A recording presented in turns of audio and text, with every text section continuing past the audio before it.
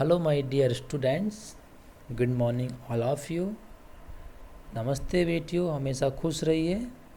My self JBN Pushpendra Bhardwaj, assistant professor, department of education, Jyoti Vidyapeeth women's university Jaipur.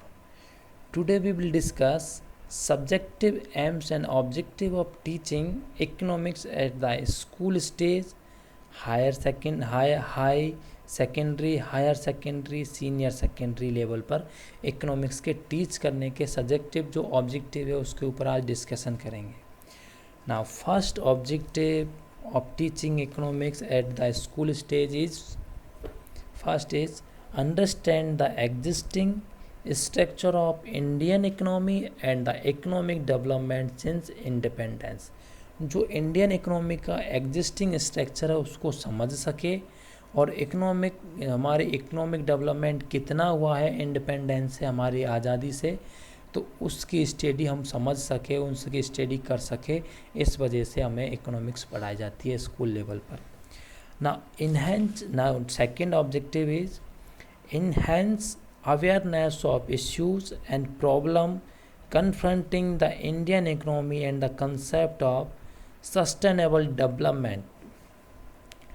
जो बच्चों के जो इश्यूज, अपने बच्चों को अवेयरनेस को इन्हेंस कर सके, बढ़ा सके। इंडियन इकोनॉमी के सामने कौन कौन से इश्यूज है, क्या प्रॉब्लम्स हैं इंडियन इकोनॉमी में, और उन जो कंसेप्ट है हमारा सस्टेनेबल डेवलपमेंट का, इन सब के बारे में अवेयरनेस को इन्हेंस करना भी हमारा ऑब्जेक्टिव है टीचिंग कराने का स्कूल स्टेज पर। Now next objective is understand the role of planning commission in India's economy and human development. जो हमारा प्लानिंग कमीशन है इंडिया में, उसके इंडियन इकोनॉमी में और ह्यूमन डेवलपमेंट में क्या रोल है, उनको समझने के लिए भी हमें इकोनॉमिक्स की स्टडी करवाई जाती है स्कूल लेवल पर।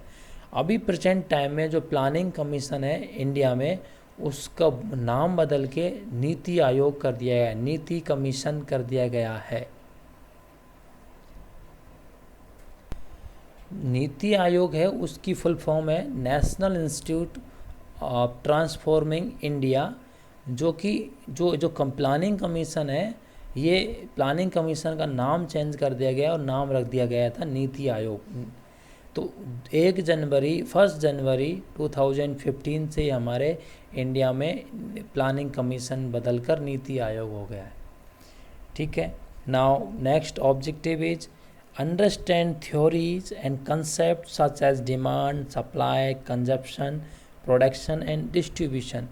जो कंसेप्ट हमारे डिमांड के है, सप्लाई के है, थ्योरीज है ये consumption, production and distribution, law of demand, law of supply, production में long run production, short run production, market, इन सब की consumptions, utility, law of diminishing marginal utility, इन सब के जो अंडरस्टैंड हमारी जो है वो समझ सके, अंडरस्टैंडिंग जो लेवल है वो इंक्रीज हो सके, इसलिए भी इकोनॉमिक्स का ऑब्जेक्टिव है स्कूल लेवल पर पढ़ाने का। Now next objective is understand the implication for market forces determining the choice and allocation of resources। हमारी चॉइस क्या, उसके मार्केट फोर्सेस का इम्प्लीकेशंस क्या है, और उन वो मार्केट फोर्सेस हमारी चॉइस को डिटरमाइन कैसे करते हैं, और एलोकेशन ऑफ रिसोर्सेज कैसे होता है, इसकी भी अंडरस्टैंडिंग बढ़ाने के लिए इकोनॉमिक स्कूल लेवल पर पढ़ाई जाती है। Now next is get acquainted with the basic concept of national income, aggregate theory of income and employment, money and function of the bank. Banks के फंक्शंस क्या है, employment, money, theory of income, national income, इन सब की study की जाती है। इनके बारे में समझ विकसित हो सके इसलिए पढ़ाई जाती है। Now next is appreciate the need for economic reconstruction of the country. कि इकोनॉमिक, हमारी जो कंट्री है, इकोनॉमिक कंस्ट्रक्शन की ज़रूरत क्या है, इन सब के हमारे से अप्रिसिएट हो सके, समझ सके हम, इसलिए इकोनॉमिक्स पढ़ाई जाती है।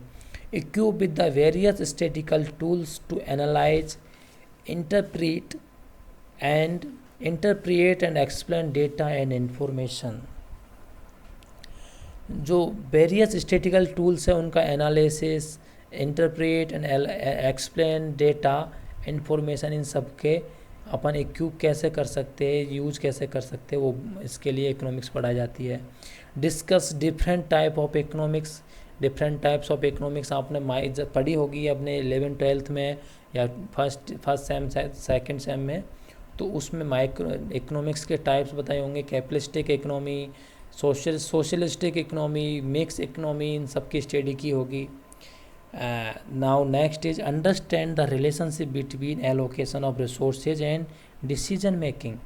डिसीजन मेकिंग और रिसोर्सेज का एलोकेशन कैसे होता है, कैसे नहीं होता है, उसके बीच में भी अंडरस्टैंडिंग को समझाने के लिए भी इकोनॉमिक्स पढ़ाई जाती है स्कूल लेवल पर। Now next is identify the factors influencing shift in the role of state. कौन कौन से फैक्टर्स है जो हमारे रोल ऑफ स्टेट है, कि जो ऐसे कौन कौन से फैक्टर है जो हमारे इन्फ्लुएंस करते हैं, शिफ्ट करते हैं हमारी पॉलिसीज़ को, स्टेट्स के ऊपर इफ़ेक्ट डालते हैं, तो उनको भी पहचान हो सके। Understand sectoral changes in the economy due to globalization. Globalization की वजह से सेक्टरल में कौन कौन से चेंज हुए उनको समझ सके। प्राइमरी सेकेंड एक सेक्टर होते हैं, primary sectors, secondary sector and tertiary sector. Next is understand impact of price rise on different section of society. Next is identify anti social practice leading to price rise. Apprise the rights and responsibility of consumers के rights क्या है, उनकी responsibility क्या है। Price बढ़ने पर social practices lead कैसे करती हैं, उन सबके आइडेंटिफाई कर सके। ये सारे ऑब्जेक्टिव है इकोनॉमिक्स को स्कूल लेवल पर पढ़ाने के हमने। और कुछ बात और करूँ मैं ऑब्जेक्टिव्स की, तो appreciate efforts of consumer organisation and the state of protect consumer against exploitations. जो कस्टमर का जो शोषण हो रहा है उसके खिलाफ कंज्यूमर के ऑर्गेनाइजेशंस के एफर्ट्स क्या है, प्रोटेक्ट कैसे कर सके कंज्यूमर अपने आप को शोषण के विरुद्ध, तो ये सारी चीज़ समझाई जा सकती है इसमें। Realize the interrelationship among population, poverty and unemployment. बेरोजगारी, गरीबी और जनसंख्या में जो है कैसे आपस में रिलेशन है उनको भी समझ सके। Understand the magnitude of the problem of poverty की क्या प्रॉब्लम है, उसके मैग्नीट्यूड्स को समझ सकते हम। Appreciate the governmental efforts to reduce poverty. Understand the gravity of the problem of unemployment. इन सब की स्टडी अपन कर सकते हैं, समझ सकते हैं कि हमारे इकोनॉमी में कैसे ये सब चीज़ें रन हो रही है। इकोनॉमी में मार्केट फोर्सेस का क्या रोल है, टाइप्स ऑफ मार्केट, हमारे कस्टमर के क्या राइट्स है, क्या रेस्पॉन्सिबिलिटी है, कैसे हमारी प्लानिंग होती है, कैसे पॉलिसी का फॉर्मेशन होता है, इन सब की स्टडी इनके बारे में अवेयरनेस बढ़ाने के लिए स्टूडेंट्स को, तो इस वजह से स्कूल लेवल पर इकोनॉमिक्स की स्टडी कराई जाती है। ये सारे ऑब्जेक्टिव है।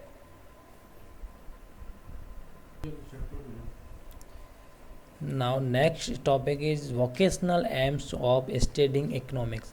इकोनॉमिक स्टडी करने के हमारे व्यवसायिक उद्देश्य कौन कौन से है कि वो सारी चीज़ें हम इसके ऊपर डिस्कशन करेंगे इसमें। High philosophies apart the full education और an individual must be worth for making a living and making for life.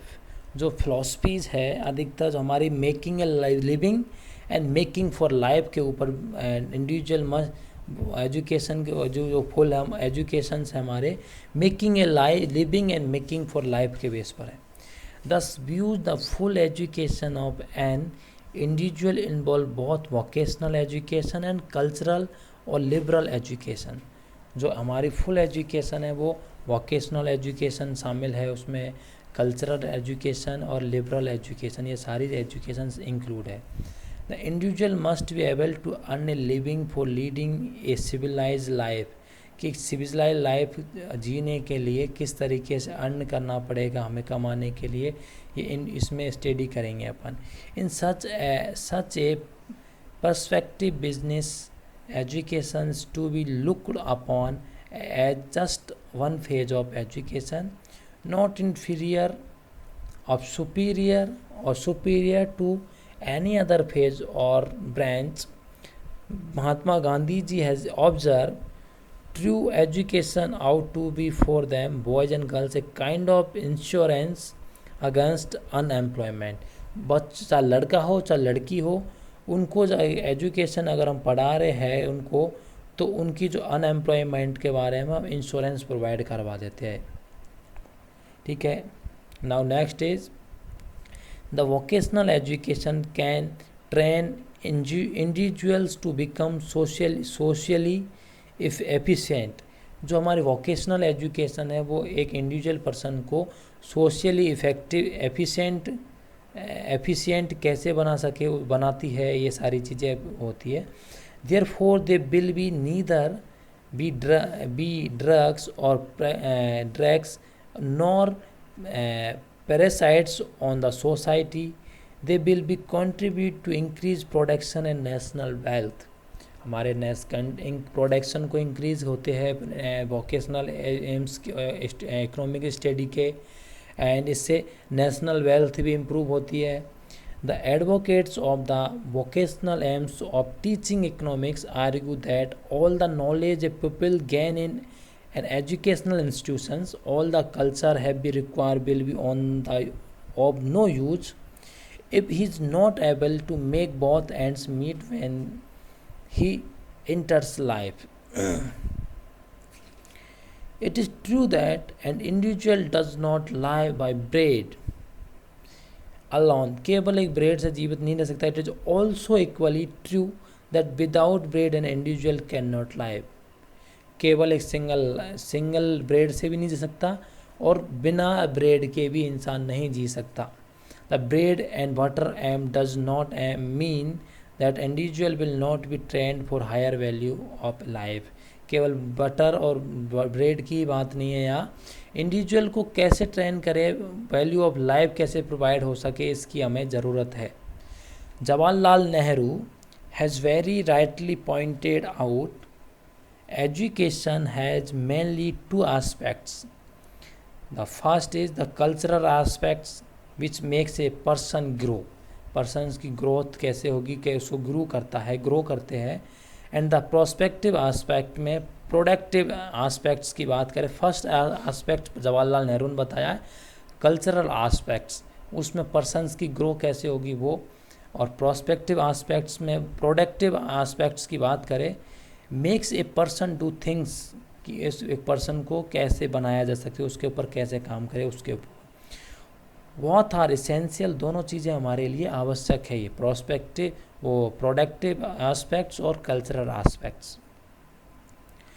Everybody should be a producer as well as a good citizen and not a sponge on another person even taught the other person a person even though the other person may be one's own husband or wife. While favoring the vocational aim of education, it must be borne in mind that it is not restricted to money making. If it happens, education would be deprived of its elevating and inspiring influence which leads to fuller and richer life. Vocational study upon vocational AIIMS क्या करेंगे, economic study उसके ऊपर discussion कर रहे हैं, जिसमें महात्मा गांधी जी भी हमारे वोकेशनल एजुकेशन के फेवर में है, जवाहरलाल नेहरू जी भी है, इसी तरीके से और भी लोग हैं. The word of wisdom said by the university education commission 1948-1949 must also be remembered by all those who advocate vocational aim, so that this aim does not remain one-sided and narrow. If we wish to bring about a savage upheaval in our society,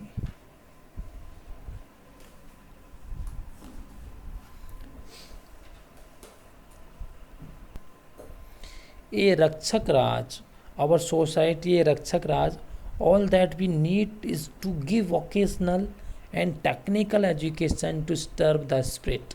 We will have a number of scientists without conscience, techniques without test, who find a void within themselves, a moral vacuum, and a desperate need to substitute some things, anything for their lost, uh, anything for their lost endeavor and purpose. The fact is that we neither can save the body nor the mind and nor the spirit. A harmonious blend of the three is needed. There is, as the great philosopher Whitehead puts it, only one subject matter of education, and this that is life is and all manifestations. Trade, commerce, and industries constitute a vital part of our life activities. These aspects of our life experience are extremely important, and if we despise them, all our educational efforts will be fruitless toils. जो हमारी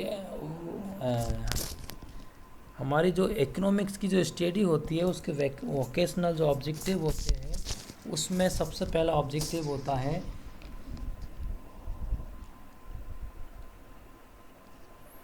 कि जो जीवन है अपना, जो economics है हमारी, जो हमारी लाइफ है उसमें क्या अचीव होना चाहिए कि हमें इस तरीके से हम नॉलेज हमारे बिजनेस को भी रन कर सके, हमारे फैमिली को भी संभाल सके। व्यावसायिक शिक्षा और सांस्कृतिक शिक्षा, जो उदार शिक्षा दोनों को जोड़ती है हमारी जो शिक्षा व्यावसायिक शिक्षा है वो सांस्कृतिक उदार शिक्षा दोनों को जोड़ती है। ठीक है, महात्मा गांधी जी ने भी इसके बारे में कुछ ऐसा कहा है कि जो अपन बच्चों को, चाहे बेटा हो चाहे बेटी हो, जब हम दोनों को पढ़ाते हैं, हम पढ़ाते हैं उनको, स्टडी करवाते हैं कुछ भी, तो हम इंश्योरेंस प्रोवाइड करवा रहे हैं हमारी लाइफ के लिए कि हाँ भाई ये बच्चे पढ़ जाएंगे और पढ़ने के बाद अपना बिजनेस स्टार्ट कर लेंगे, अपने लाइफ को सिक्योर कर लेंगे। महात्मा गांधी ने भी कहा है। और अगर मैं बात करूँ, जवाहरलाल नेहरू ने 2 एस्पेक्ट्स बताए थे। पहला एस्पेक्ट्स था, फर्स्ट इज़ कल्चरल एस्पेक्ट्स। जो हम एजुकेशन प्रोवाइड करवाएंगे उसमें बच्चों में कल्चरल एक्टिविटीज़ तो डेवलप होंगी, साथ में उनकी प्रोडक्टिव एस्पेक्ट्स। दूसरा है प्रोडक्टिव एस्पेक्ट्स, उसमें बच्चों के जो प्रोडक्शंस है, हमारे इकोनॉमिक्स से रिलेटेड जो एक्टिविटीज़ है, उन सब की उनके पास नॉलेज एक्वायर हो जाएगी। तो ये हमारे इकोनॉमिक्स जो हमारी वोकेशनल एम्स थे इकोनॉमिक स्टडी के। ओके बच्चों, thank you so much, enjoy your day. Next class में नेक्स्ट टॉपिक के साथ मिलेंगे। Thank you.